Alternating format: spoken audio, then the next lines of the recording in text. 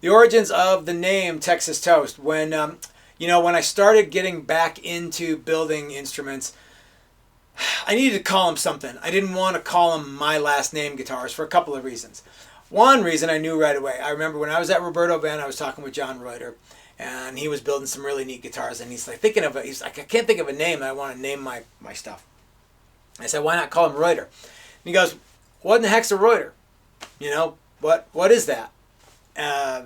Fender's cool, Gibson's cool, those are people's names, but those are a known quantity. If you just say it's a Reuter, first of all, I don't even know how to spell Reuter. John does, obviously, but I don't. You might not. You might. So finding something that you might not know how to spell is something very different. Plus, it's a last name is not always easy to remember. So I knew I didn't want to call them Flaherty guitars. The other reason that I didn't want to name them my last name is because it sort of sounds like something else. I wanted something that was easy to remember. Maybe something kind of silly. Fortunately, I got both. When we signed up for the Rocky Mountain Archtop Festival, I looked at some instruments, like some guys who would be there, builders, men and women.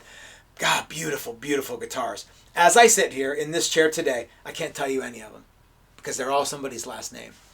I can't tell you any of the names of the guitars. I can tell you that they're beautiful. I can tell you that they are, worth every penny of the very, very expensive amount of money that they're going to be charging for these instruments. I can't remember the name. So I'm glad that I don't have Flaherty guitars.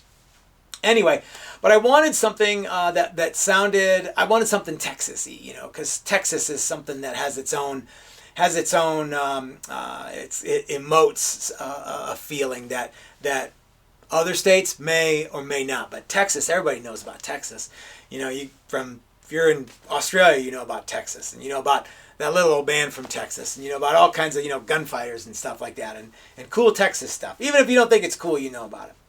So I wanted something like that, and I thought I was going to go with Lone Star guitars. Of course, Lone Star was already taken. We're in the age of the internet. This was 2010, and so here I am. I'm wanting to, kind of make my name something that people could find.